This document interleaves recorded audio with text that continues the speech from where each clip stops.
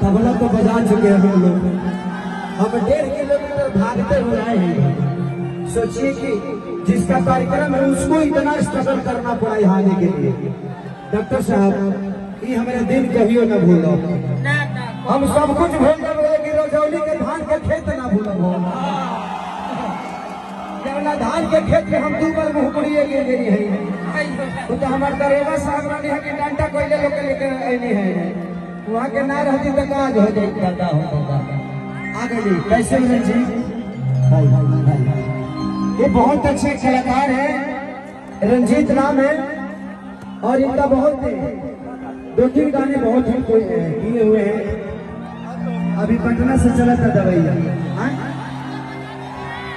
हम तो बस 2 लाइन में बात करें, जितना आप लोगों का दिल बड़ा है उससे 2 गुना भैया का दिल बड़ा है।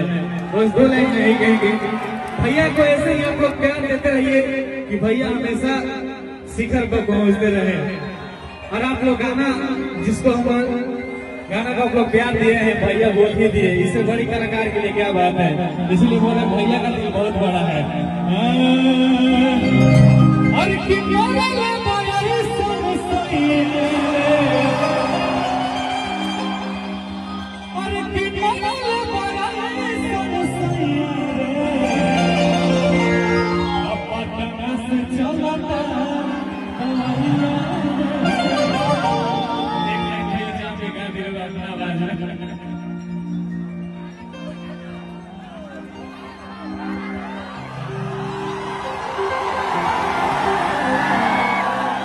कि भैया सब पावली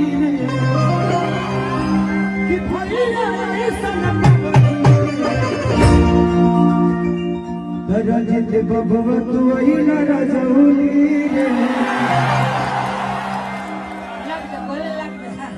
कि मरल सनरती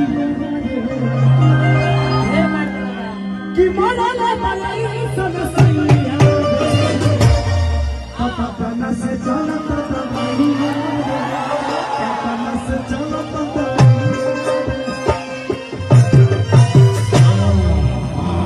इस भाई का अगर इच्छा है तो केसारी को ये भाई मानते हैं और मैं इनको भी भाई मानता हूं। और हर कलाकार को बड़ा होना चाहिए। आप लोगों ने जिस तरह केसारी को इतना प्यार आशीर्वाद दिया, मैं चाहूंगा कि इस बच्चे को भी उतना ही प्यार दीजिए ताकि आने वाला भविष्य और आपका मनोरंजन कराने का मसीहा बन जाए। एक ताली बजा के आशीर्वाद दीजिए।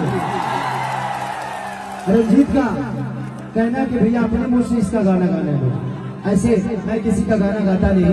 देखो हमारे लगे 5000 गाना हम दूसरे के कहा गए, लेकिन हमारे लिए ये भाई दूसरा नहीं है, मेरा भाई है।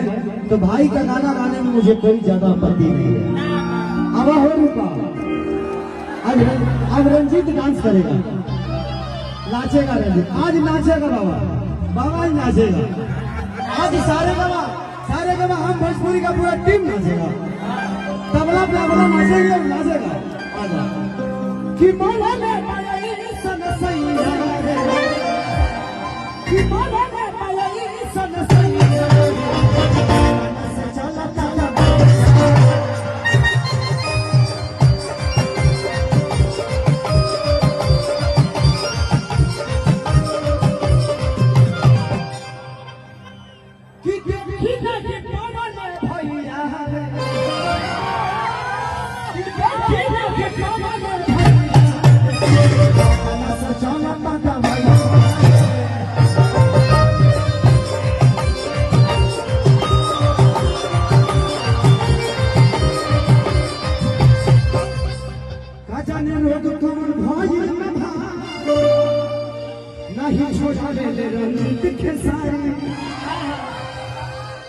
कि कल है होता रही लागत भौजी के रे बात था कि छोड़ा